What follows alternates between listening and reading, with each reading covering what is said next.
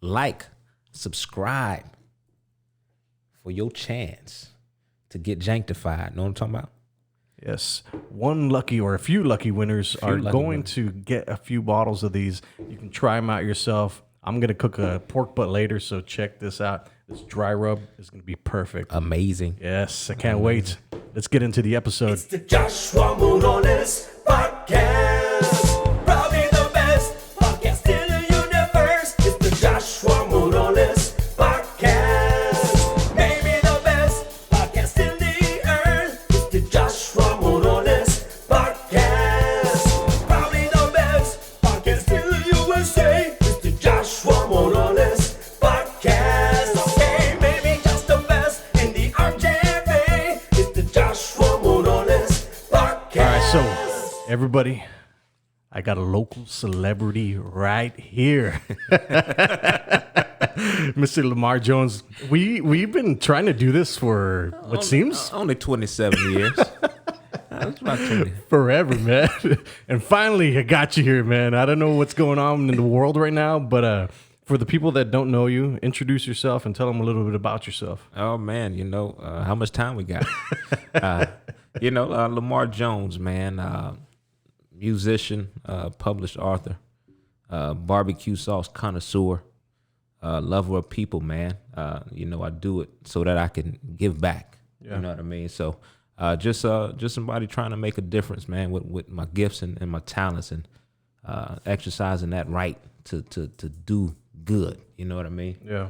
No, I think it's a very interesting time, though, because I'm seeing a lot of negativity everywhere, and you've always been a person with positive vibes. Yeah. I watch all your stuff as always positivity. Sending them positive vibrations. Exactly. Yeah. And right now it is a very weird time that we're living through, man. And what do you think about everything that's going on? So what have you been doing during the whole coronavirus, during the shutdown?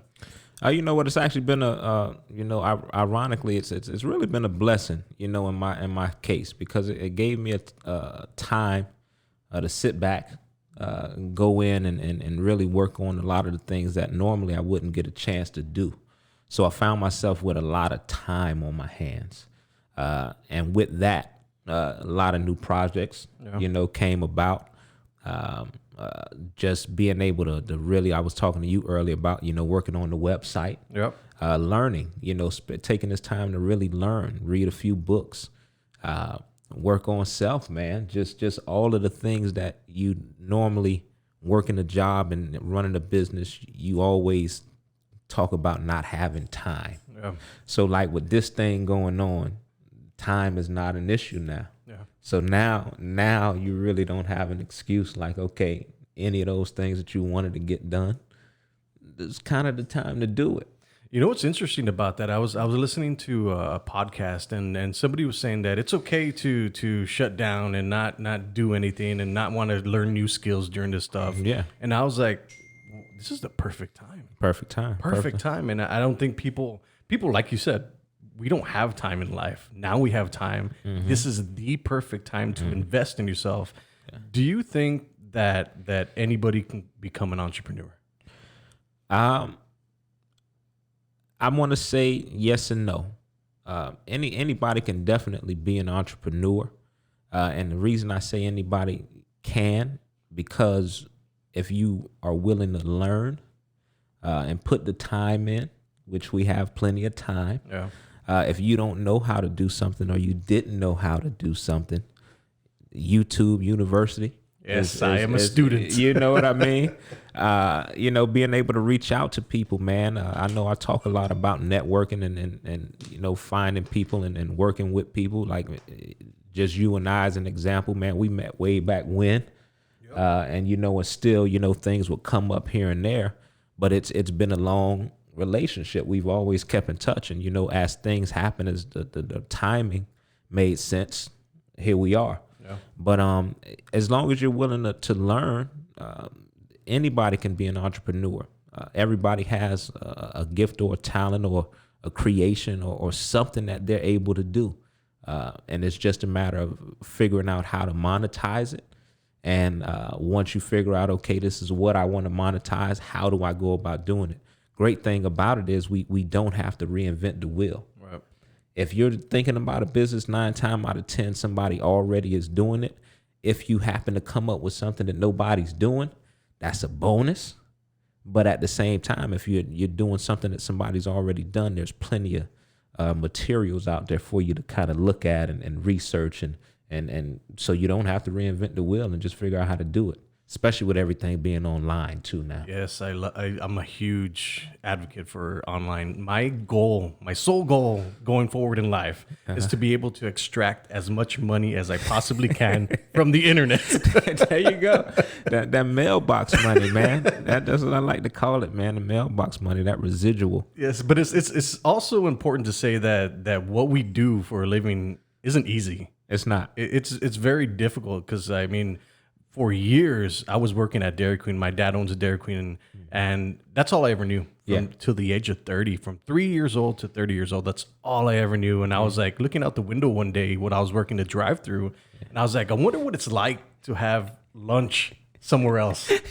Never in my life. And then now I'm an entrepreneur and I'm running around everywhere, meeting, filming, all that stuff, and I'm eating in my car. I was like, oh man, this is what it is. That's what it's like. There you go. But it's interesting because I mean, I already had a family at the time. So I was like, well, should I do this? Should I just stay comfortable with what I was doing? And I got out of my shell and I was like, you know what? I need to do something in life, just like my dad. You know, he's an entrepreneur. Yeah. I had to go do it. There you go. Do you think that you have to have the support from your family or your friends to be able to go and become successful?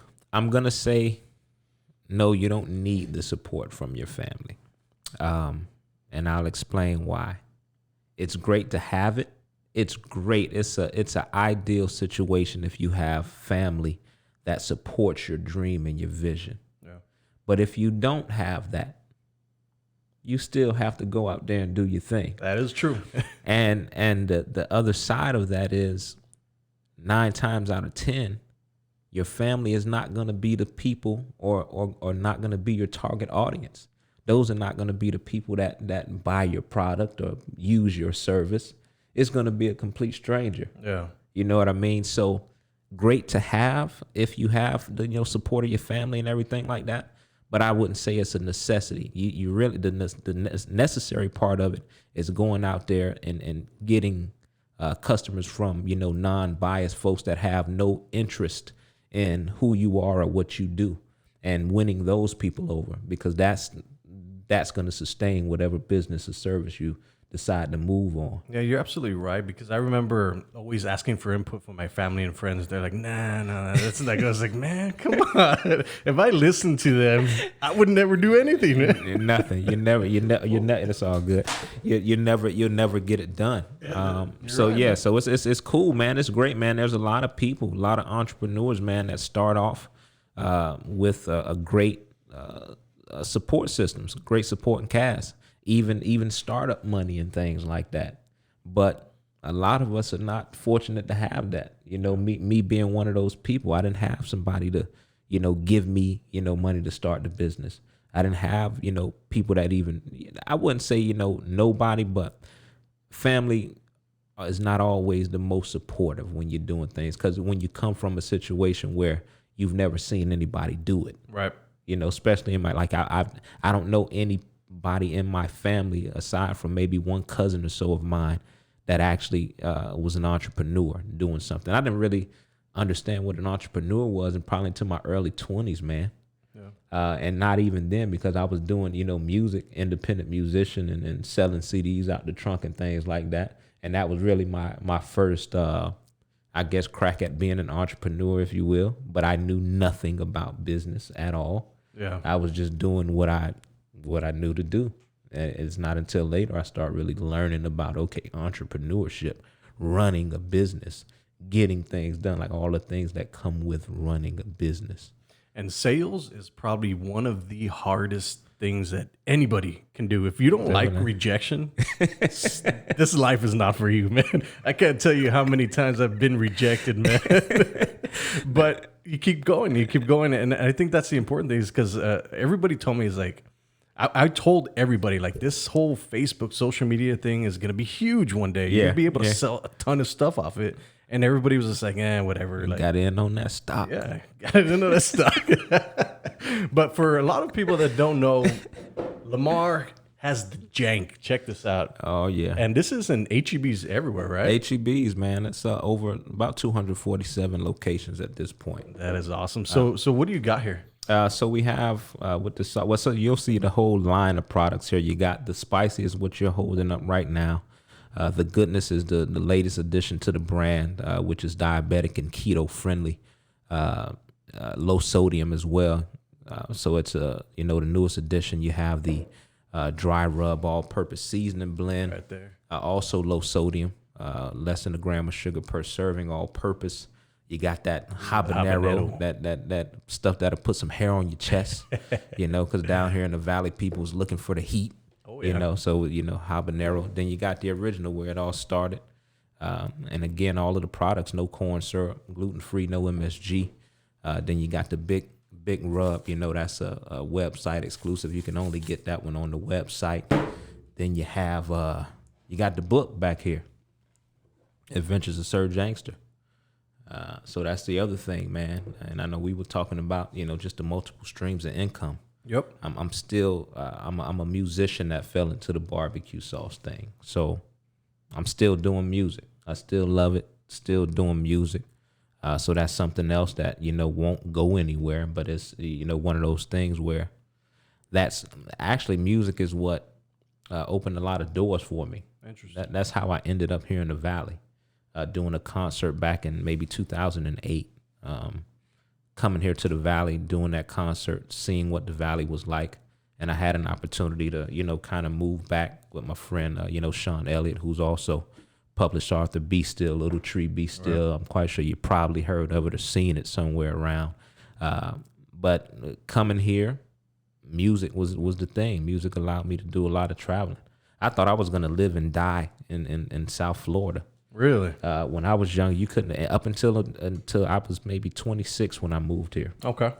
And up until that point, you couldn't tell me I wasn't gonna die in South Florida. Interesting. Like I was dead set. I'm not going nowhere. And this is where I'm gonna live until I saw something different. And I was like, oh, this is all right. Cost of living is cheap. It's dirt cheap compared to South Florida. Yes. So even if I came here, which I took a huge pay cut when I moved here, but even with that pay cut, I was able to live pretty comfortably. Yeah, I think that's what a lot of people are understanding now, that the cost of living here is inexpensive. Because I know a lot of content creators, and they go and travel. They travel around the United States, and they get paid really good money. Yeah. And they're doing content here in the Rio Grande Valley. Mm-hmm. They fly them out, and they see the cost of living up there. It's expensive. It's ridiculous, man. It's ridiculous. Like perfect example. When I first moved here, 2-bedroom apartment. It was a pretty small apartment. All it was 2 bedrooms, a bathroom, hallway, and a kitchen, right?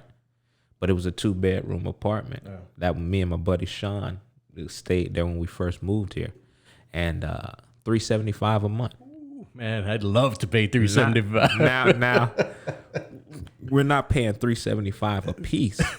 Total. We're splitting $375 a month. So something like that, it's like, okay, whoa. If I could kind of get some things going, my expenses are not going to be crazy. Right. So it kind of gives you that just a perspective. That same apartment in South Florida will run you $1,500, $1,700 easy, and that's on the low end. Because when I left 10 years ago, almost 12 years ago now, a 1-bedroom apartment was going for about $1,100, $1,200 wow. maybe. So just to put it into perspective, it made sense. It was like, okay, I'll come, and worst case scenario, it doesn't work out, I'll move somewhere else. I don't know where, but I'm not going back to Florida.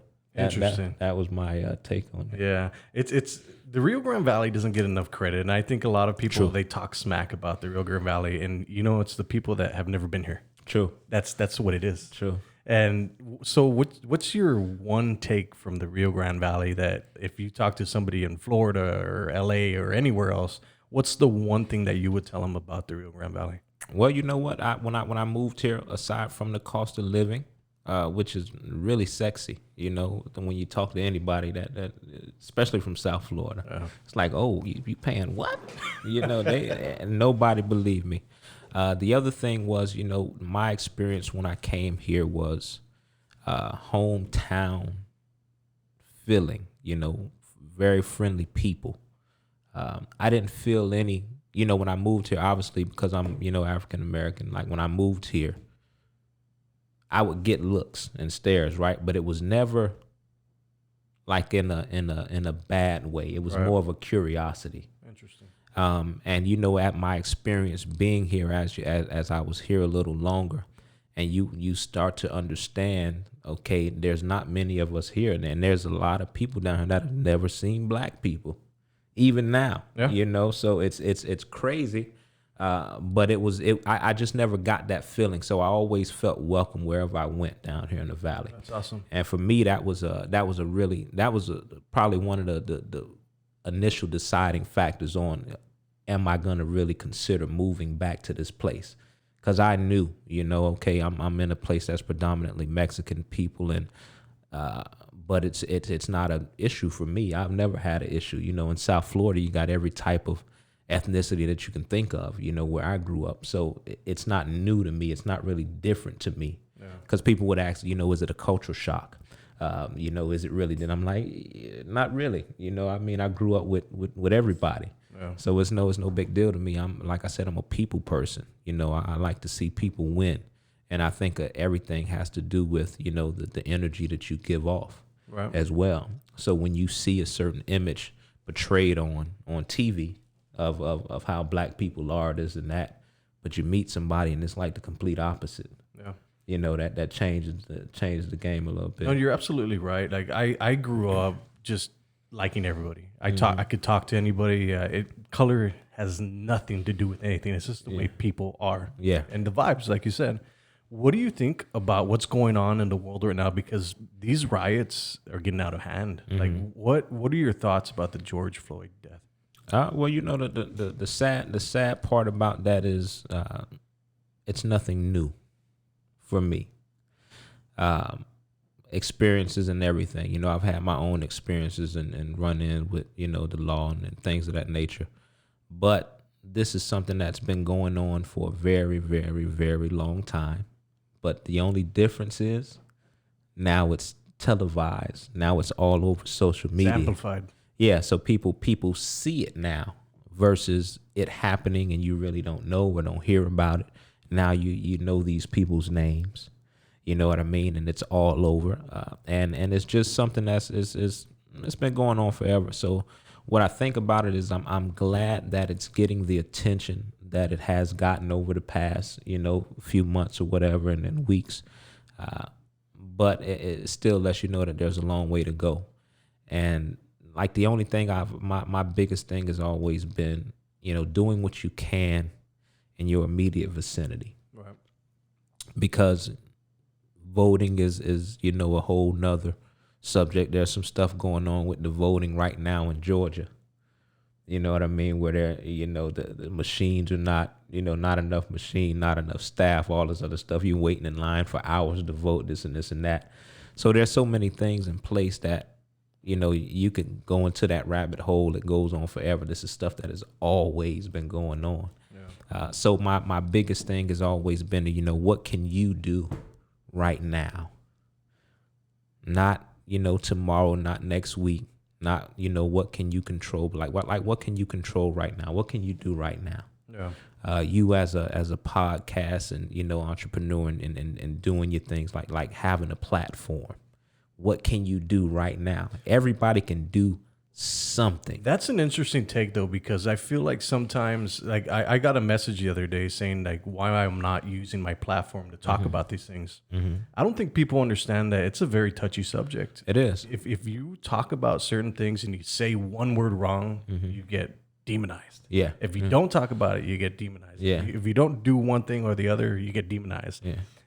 And I don't think people really understand that we're not protesting cops. We're protesting police brutality. Not only police brutality, just a systematic racism that's woven deep into, you know, this country. That's period. And it's there for a very long time. It's been, you know, people have been in denial about it. Yeah. So now again, with everything going on, there's really a conversation being had, and the people are admitting or coming out and saying, you know what? Okay, like, you're right.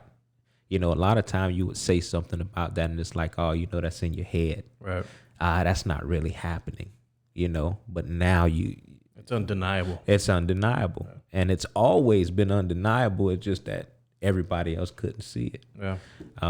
So yeah, it is a touchy subject, but at the same time, these are conversations that need to be had. I think the more that people understand that, again, it's about people, you know, and the way that people are treated.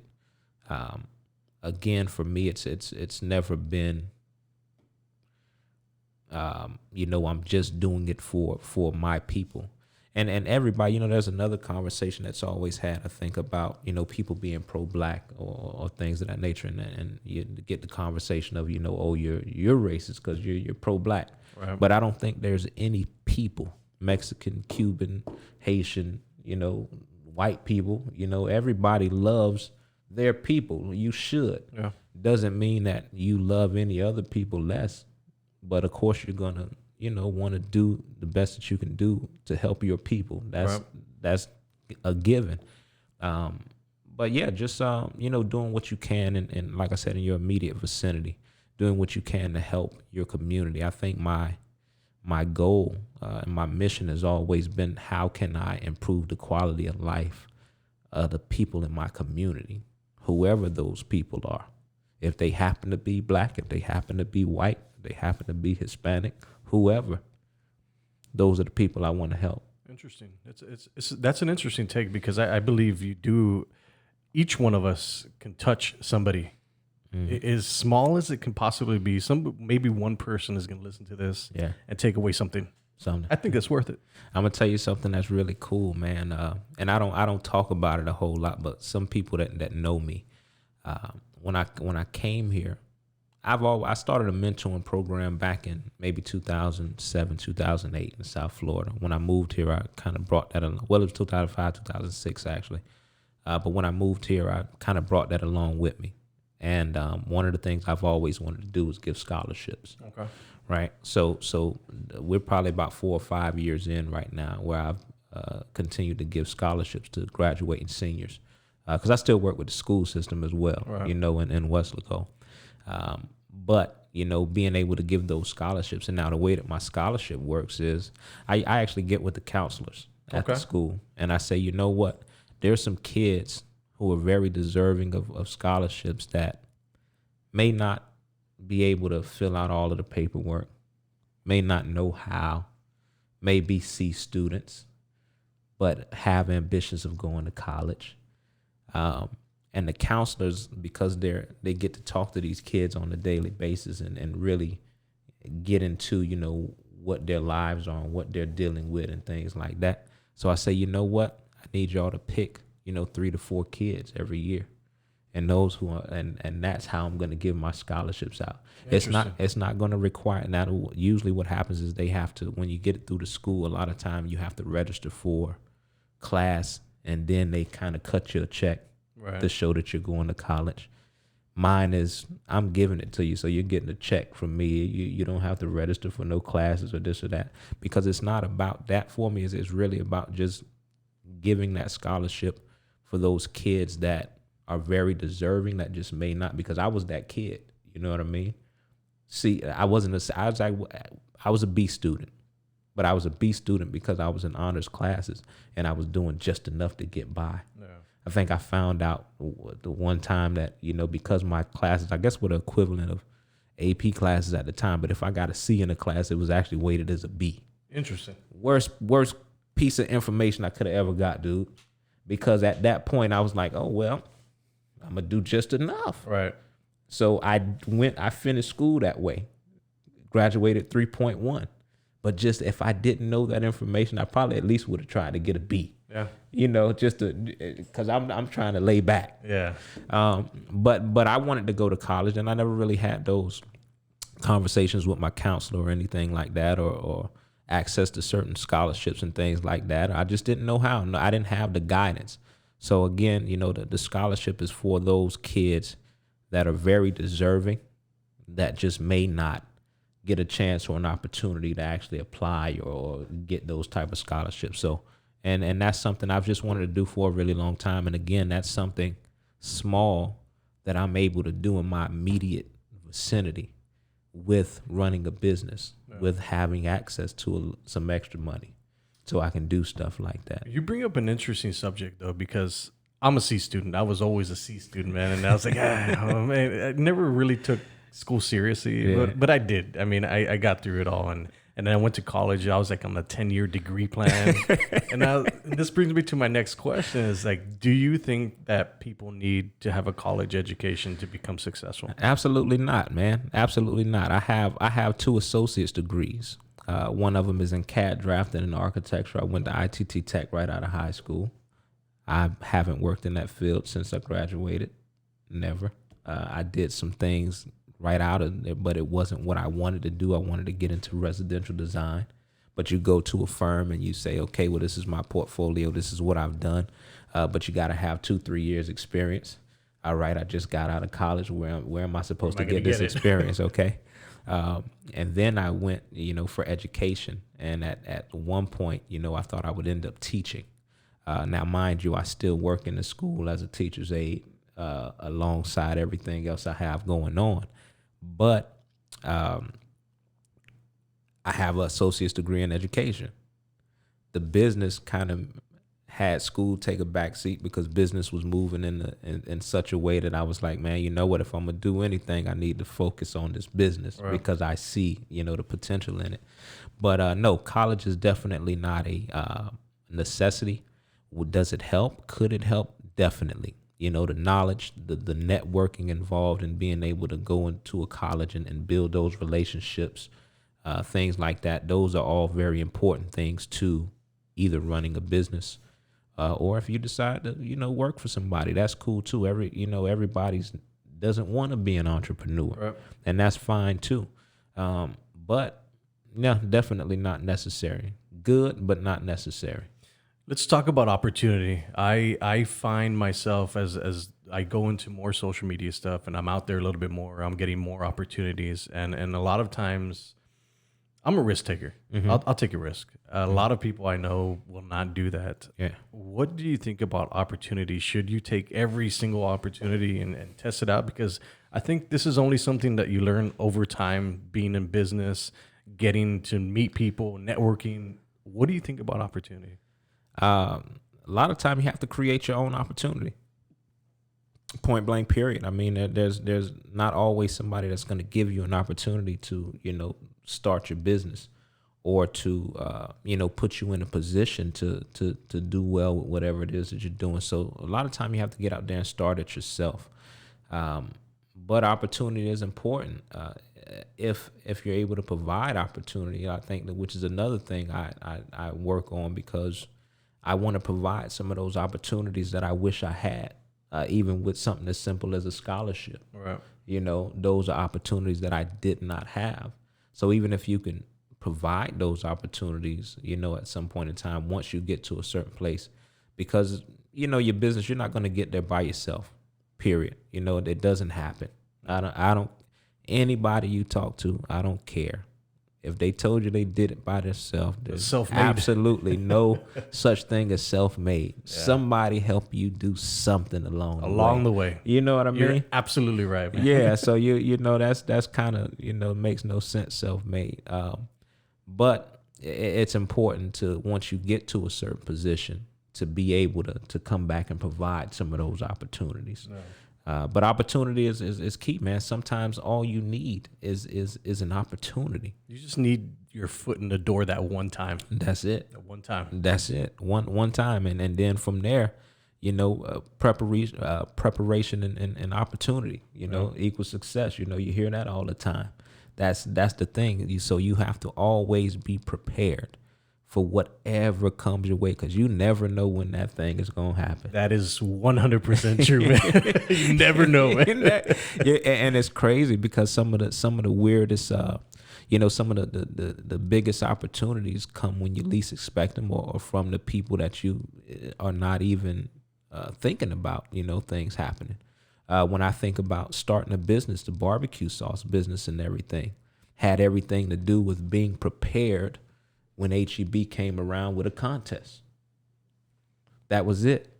And the first time around, not making it into the contest, and then, coming back the next year, a little more prepared. But these are all things that I was working on prior to. And, back then you couldn't tell me that, music wasn't going to be the thing that took me to that next level. Right. I always felt like music was going to be the thing. Didn't happen that way. I've had opportunities on the table. I've had, proposals on the table. Never wanted to sign my life away. So I, didn't go that route. Yeah. And I said, if it ever became a job, I didn't want to do it.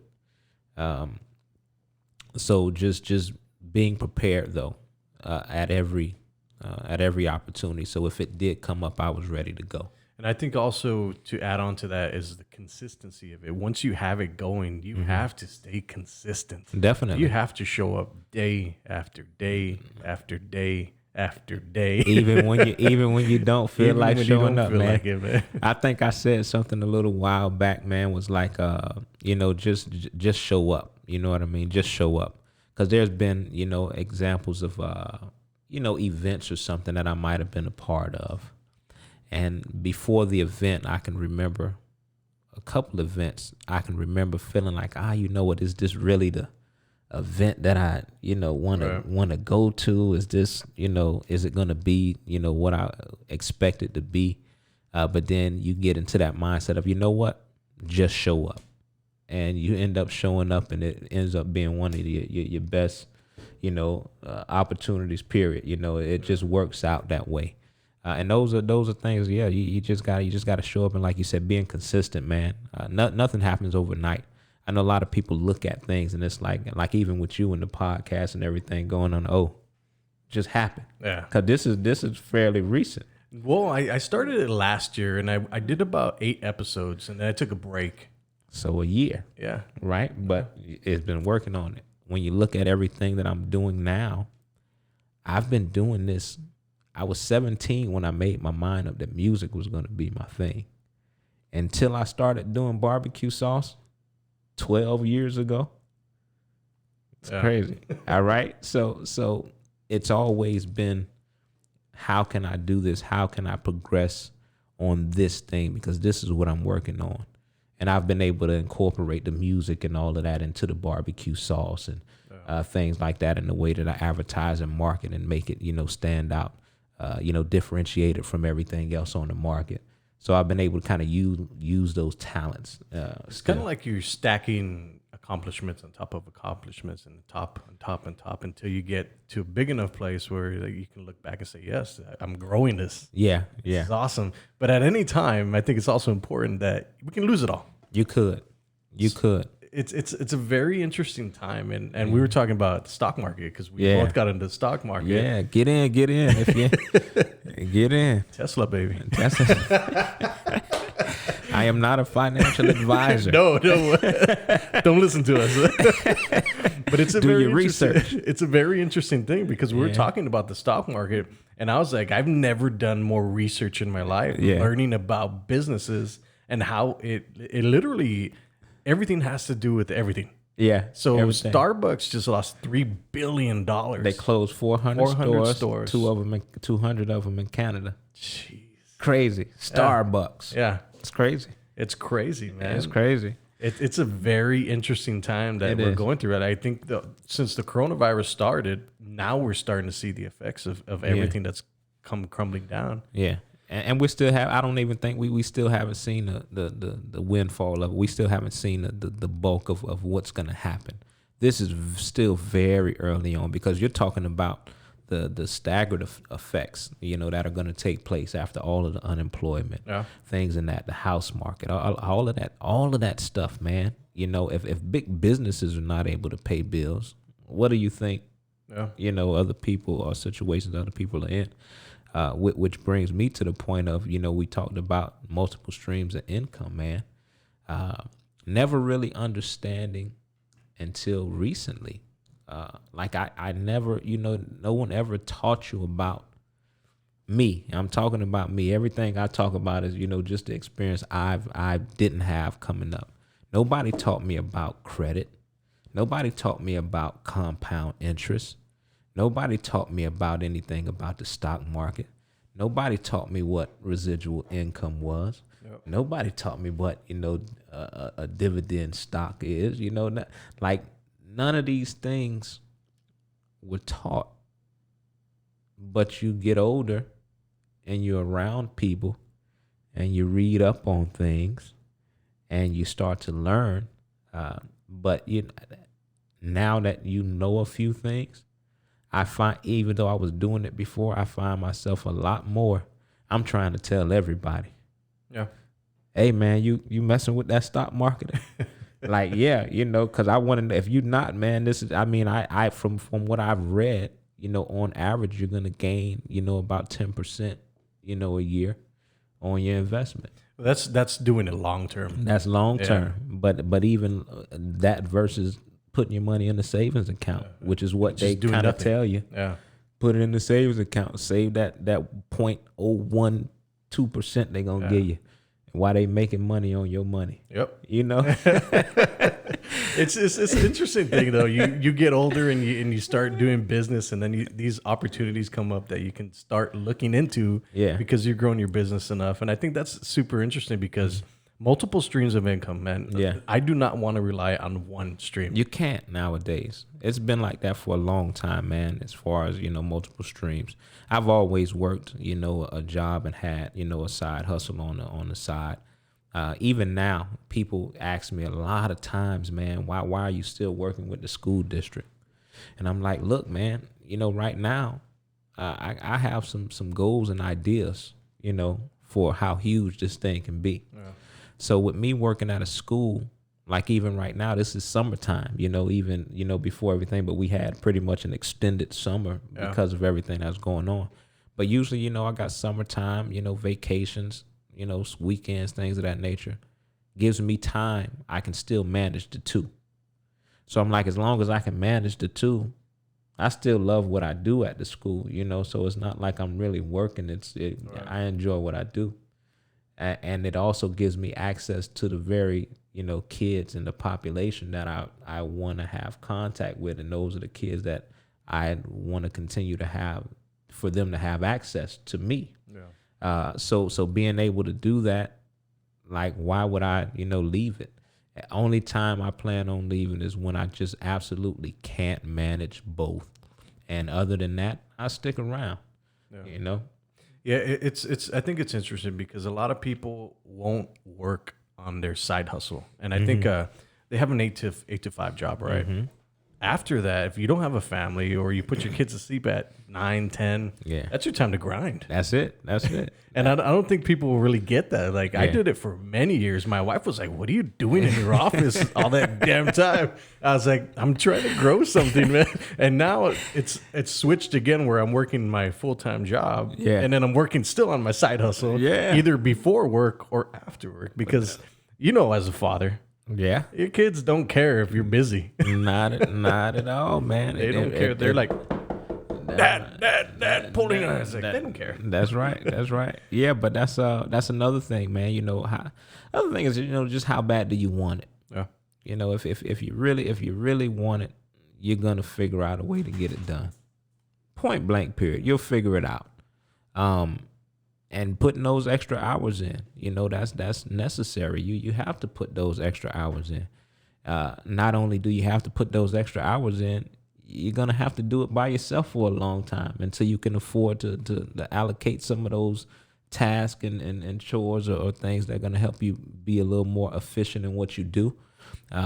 There's just so many things that, you know, you learn over time. And you said it earlier, like, you learn so much over time. Trial and error. You take those risks, if you will, and that's important too, to take those risks. because if you don't, you don't know. I never wanted to be that person that woke up one morning saying, what if? Yeah. Especially with the business and everything you have going on. Like what if, man? I would hate to wake up 50, 60 years old, man, thinking to myself, what if I would have did that? I do that a lot with, not necessarily do it a lot, but I thought about playing sports and stuff back in the day. And I was very lazy. And I remember quitting after the first day of football practice in Little League, right? Because I didn't want to run. I didn't want to practice. They made us run suicides at the end of practice. Yeah.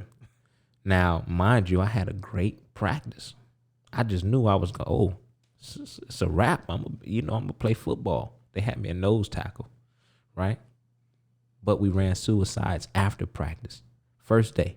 And I'm quite sure this is what they did to kind of weed out. Okay, we're going to weed them out. Yeah. They definitely weeded me out. Definitely weeded me out. I never went back to football, aside from street football in the neighborhood.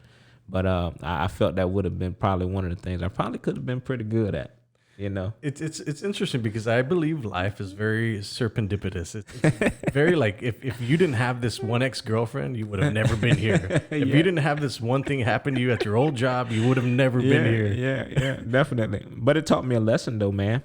Definitely taught me a lesson. After that point, it was, never to quit, after that. Yeah. And that was, after I quit, seeing the look on my grandmother's face, like, see how upset and disappointed she was that I just threw away her money, because she had to pay money for me to get out there and get those pads and all that money she didn't have. So it definitely taught me a lesson. Yeah. That has definitely transcended into what I'm doing now, everything that I'm doing now. Interesting. Never wrote a book before, knew nothing about barbecue sauce, knew nothing about running a business, knew nothing about how to release music, and get it, played and things of that nature. All of those things, man, and not quitting, being persistent, that was definitely one of the lessons that came away from that, which I apply every day now. And now it's relatively easier to get into anything nowadays with the internet. Now, it's relatively cheap also to invest in something. Definitely. I mean, it costs you nothing to run have a YouTube channel. Yeah. It takes your time. Take time. A lot of time. Yeah, and it's funny too, man, because you look online and you see a lot of courses and things. A lot of people trying to come out and say, hey, this is how you do this. I'm doing this. This is how you do this. But they're not giving you all of the all the stuff that they're really doing. Yeah, per se. And this is just my, my opinion. I could be wrong, but I know I look at a lot of that stuff, and I know when you're talking about building these pages and creating this content, the stuff behind the scene, that I'm quite sure that they don't really talk about. Yeah, you can get videos, you can find videos, create these pages using other people's content. This is something I've seen, recently, but you have to sit down for hours or however long you need to sit down to find these videos, post them up, doing all of that stuff. So there's, creating the content. There's a ton of stuff. Like I sift through YouTube video after YouTube video. Sometimes I just have it on while I'm driving and just absorbing it, because there's little golden nuggets in it. That proves to you how inefficient the human brain is. Man, if we could just absorb it all and then boom, use it all. Yeah. I mean, I wish I could do that. That would be ideal. That would be ideal. I think that's what Elon Musk is doing with Neuralink, man. But it's a very interesting thing, because I only learned YouTube after listening to tons and tons and tons and tons of hours of YouTube videos. It's crazy. But I mean, my goal is to monetize my channel, and hopefully I'll have it monetized by next year, but I'm not going to stop. Yeah. I think that's the thing, is like a lot of people will get discouraged. I think by the average, the statistic is by 14 episodes, most podcasts are gone. Okay. So I'm like almost on 70. Okay. So I'm not going to stop. It's pointless. I get to meet people. I get to talk to them. This conversation probably would have never happened out in public somewhere. No. Like the last time I saw you was at the library. Yeah. Yeah. And we're always busy. That's the thing. So that good 30, 40, and 50-minute conversation, it kind of it brings your and my relationship a little bit closer. Yeah. And with everybody, all my guests is I get to learn a little bit about everybody because that's really what interests me is people. I want to know why they do the things they do, Yeah. how they do the things they do, and why. I mean, it really what it boils down to is why people do the things they do. And I think you're a great inspiration for a lot of people. Appreciate it, man. And I've always followed you. I believe we even share the same birthday. September 14th. Yeah. Okay. All right, man. Yeah. So There you go. So I mean, you're one of those people that always provides a positive message to people, and that's what I love about it because you won't find that much on social media. No, and it's enough negativity out there, man. I think my just the way that I deal with things. It's always been for me. This is the reality of the situation. This is what happened.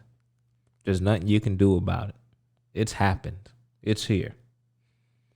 What can you do to change the situation? A lot of people don't like to hear that. They don't, but it's the reality. If people thought that way, if more people thought that way, things would be different. Because you can go around feeling sorry for yourself. You can do all that. You can get into the depression. You can do all of those things the negative things associated with when problems happen. But at the end of the day, once something happens, no matter what it is, you have a choice to do something about it. That saved me a lot. That one thing has saved me a lot of stress. I like to be as stress-free as possible, man. Yes, I agree, man. And I don't like to deal with things if I don't have to. I like to say unnecessary stress. There are some stresses that are just necessary, that are gonna happen, that are a part of life. But when those unexpected stressors pop up, how do you deal with them? Right. All of this going on, your mental health being very important. I just finished up a 30-day challenge where I was just doing push-ups every day. Yeah. Just taking care of yourself. Self-love, man. Doing that. Understanding that if you don't do it, nobody else is going to do it for you. That's true. And if you're not okay, you're not any good to anybody else. Yep. If I'm beat up and broke down, like how can you help? You can't. You don't have it. So just understanding, okay, this is the situation at hand, assessing whatever that situation is, and saying to yourself, okay, acceptance, I guess, if you will. Okay, this is what it is. This is what's happening. How can I change it? What can I do right now? Not what can I probably do 10 years from now, in a few weeks. In this exact moment right here, what can I do to change the outcome of this thing, to change the narrative, to move it in the direction that I want it to move in versus where it's at right now. Right. Other than that, things are out of your control. And I say, if it's out of your control, there's really no need to stress about it because there's nothing you can do about it. And I also think it's important to say is that not everything's going to go your way. It's not. Your life is not perfect. Right? I mean, I think a lot of people see like, well, these guys have it all together. No. Man, I wish. We'll tell you some stories. That would be nice, if things went the way that you expected them or wanted them to go. So again, the preparation and opportunity, being ready for whatever comes your way is very important, especially when you're running a business or trying to run a business, because you just, you run into things that you don't have any control over. I'll give you an example. I'm gonna share two stories with you. This is early on when I started the business, dealing with a company. I had a certain style of labels on my bottles, and now mind you, I'm just starting up. I don't have a whole lot of cash laying around. And I spent X amount of money on these labels, 7,500 labels probably. And I only did that because the company said, okay, hey, we can use these. This is, these are approved. We can do them. We went through all of that before. We can use them. A few months in, we're having an issue with these labels. they're not, doing what they're supposed to do on the bottles. Damn. So here I go. I gotta trash probably 50,000 labels or more, right? Now, where am I gonna come up with the rest of this money? Because I gotta get new labels. I have to. I don't have an option. I can't say, you know what? Let's just send them out there with no with no labels. So again, what could I do in that moment? I just had to move some things around, figure out how to get it done, take out loan, whatever, which is why your credit is important. You need credit. In this day and age, credit is very important. So I was able to, kind of figure out how to go about that, but I lost a lot of money, in that situation. But nothing I can do about it. Am I gonna sit back and dwell on, hey, I lost this money. Now what? How do I move on from here? And looking back on it, lesson learned, very valuable lesson learned. It won't happen again. Hasn't happened again, but it was a valuable lesson learned. And again, it's just one of those things that were out of my control. I did everything that I could do, and still, something, happened. And, how do you move forward?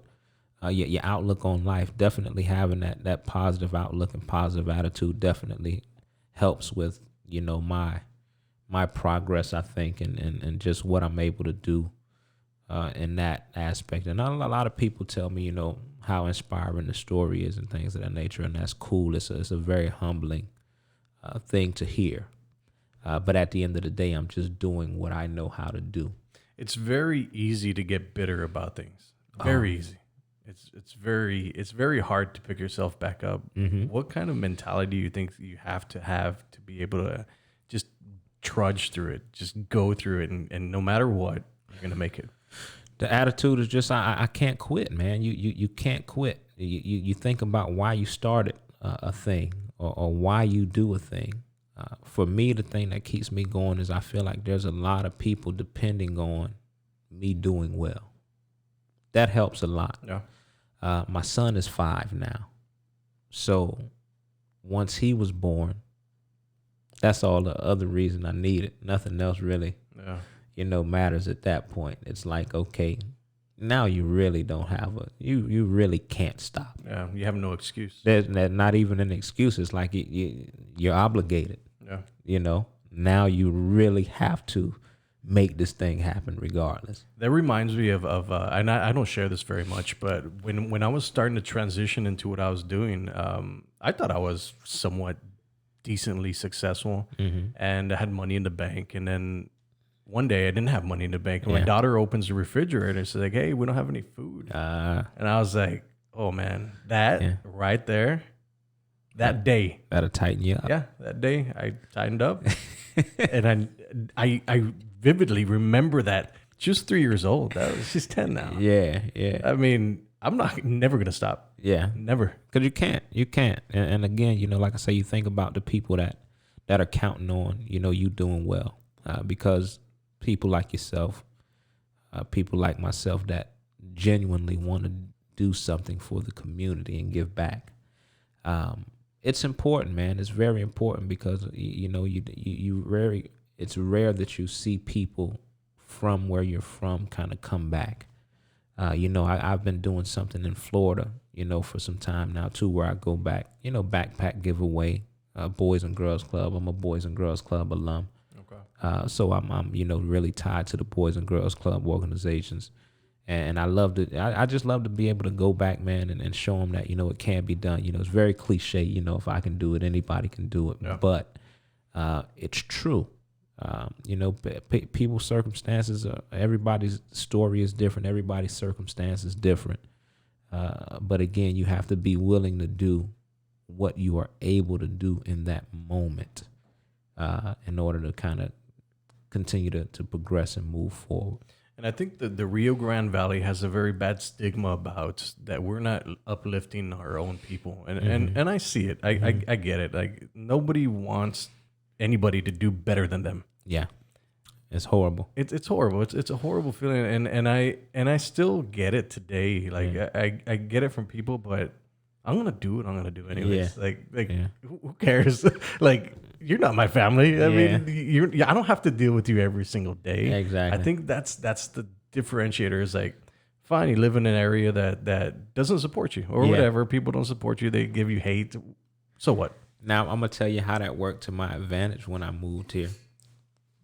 One way was all right. When I first came, it was music. So I can remember performing in spots, man, and people just looking at you. You know, no applause, no, like really not interested. Just dry. Yeah, just just looking at you like whatever. But then when I started doing barbecue sauce in an area where I remember going to a barbecue or a cookout here the first few times, and they're like, "Oh, we going to a barbecue." And you get to the barbecue and there's no sauce on the meat. So it's like, okay. Where I'm from, barbecue means, you're gonna have some barbecue sauce slathered on some meat, on the grill, this and that. But that wasn't the case here. Yeah. So for me, it was a really good telltale sign once I started doing the sauce. If people here were like, "Oh my God, this is good. Now use this," when that's not the norm. Yeah. I was like, okay, well, if it does okay here, then I think that's a really good telltale sign of what it'll do outside of the valley. Interesting. So that was really a really, really unexpected, but helpful bit of data, if you will, that okay, if it does pretty good here, then that says a lot about what it'll do outside of here. No, you're absolutely right, because I think I have a lot of listeners from everywhere. So Texas barbecue is one thing. Mm-hmm. Rio Grande Valley barbecue is another thing. We like to throw our fajitas on the grill with some charcoal, but Texas barbecue is very smoked meats and stuff like that. Yeah. How is it in Florida? Florida, man, we do, I wouldn't say a lot of smoke. Definitely charcoal on the grill, but there was always sauce involved. Yeah, always sauce involved. Your barbecue rib sandwiches. A lot of the spots that you would go to, you get that thick slice of white bread on the with your ribs on it. Yeah. So you get your rib sandwich, but it always had a lot of sauce involved. I've never been to a barbecue in South Florida where it wasn't sauce on the meat. and that was like. That's how I came up, and the weather's very similar there. So we're barbecuing year round in South Florida too, so it's very similar in that aspect. Yeah. But never went to a barbecue sauce without meat until I moved here, man. Interesting, and that's because Texas barbecue is starting to trend out here. And yeah, it's very interesting, the smoked part of the briskets and stuff like that, and which I'm gonna be cooking a pork butt. Hey man, beautiful thing, right beautiful thing, man. It's very interesting what people can do with meat. Yeah, definitely. I mean, there's a what's queuing it up, man, is a. Oh yeah. Okay, he does the brisket cake. He calls it, and I remember him talking about that because we sat down a few different times. But the brisket cake was, after hearing, it's so good you can put it on cake. Yeah. You made a jingle for. Yeah, exactly, man. So all of that stuff, man. There's so many different things you can do. The great thing about it is barbecue. You're really cooking to your liking, to your taste. Yeah. So it just so happens that other people like what you do, but when you're cooking on the grill, you're really not cooking to please other people. You're I'm gonna eat it. If you like it, that's great. You know what I mean? But at the end of the day, you would like people to like your stuff, but that's not what you're out there doing it for. You're doing it because you love it. Right. You want to eat. You know what you like. And, that's just what it's about at that point. So we're actually going to give away a couple of these bottles to listeners today. Yeah. So all you got to do is subscribe to my channel and hit that. Oh, man, I had this perfectly. Hit that little button, subscribe button, and hit the notification bell every time. And you'll get notified every single time I upload a video. So all you got to do is subscribe, like, comment which one you want. And we're gonna give it away. So I mean, Lamar, let's pitch your barbecue sauce, man. The Jank, man. So you can get the Jank in your local HEB, obviously. You can also visit the website for those folks outside of Texas, which is www.bbqjank.com. Again, bbqjank.com. You can go there, order an HEB. You can get them everywhere. The book is also available. HEB. You can also get the book here in McAllen, Barnes and Nobles on Ware Road. Adventures of Sir Jankster is just, where you're from is not you. That's just where it begins. That's the premise of the story. Like I said, everything else is on the website. The music, I'm still releasing music. River Willow is the yes. latest. Yeah. I listened to it when you sent it to me. I was like, dude, this is awesome, man. Awesome, man. So, and I would love to play it on the podcast, but the copyright. You're good. I'm good. I own that. That All is right, my cool, okay. Musicians own your music. You know what I mean? You're free and clear, man. That's my music. You don't have anybody to answer to. I don't even want to answer to YouTube, man. YouTube just scratches video, man. Yeah, no, man. Yeah, that's the thing. Again, yeah. So all that stuff is on. But River Willow is a song that I just released, just went live in May. So it is available on all digital platforms, your Spotify's and all of that good stuff. But Lamar Jones, River Willow, and it's just a song about the times, man. It's actually about staying close to the source. A lot of times we stray away, and it's very important to not only stay grounded and humble, but being resilient, being able to withstand these trying times, and understanding that you always have to be, connected to the source. Anytime you remove yourself away from the source, and when I say source, I'm talking about God, and that's just me understanding that there's a power within you, within everybody, that is important for you to stay connected to. And not being connected to that, you usually find out you get into a little more trouble in situations when you're not connected, if you will. But just understanding that this too shall pass, man. You go through these things. None of your situations are permanent unless you allow them to be permanent. Right. Which going back to what can you do right now, this second, as you listen to this thing right now? What can you do right now? What shift can you make happen in your mind, just your thought process? That's an immediate thing you can do right away, because you may be thinking a certain type of way. So Lamar Jones, River Willow. I think it's a great listen. Blake Earnhardt, Afro Duck Sounds Productions out of Oklahoma actually produced the track. Nice.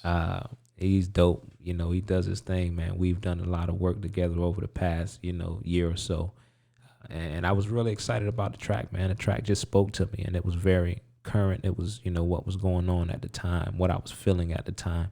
90% of the track is just what I did when I hit record, when I heard the track for the first time. Nice. So what you're getting in that track, what you like about it is all feeling, man.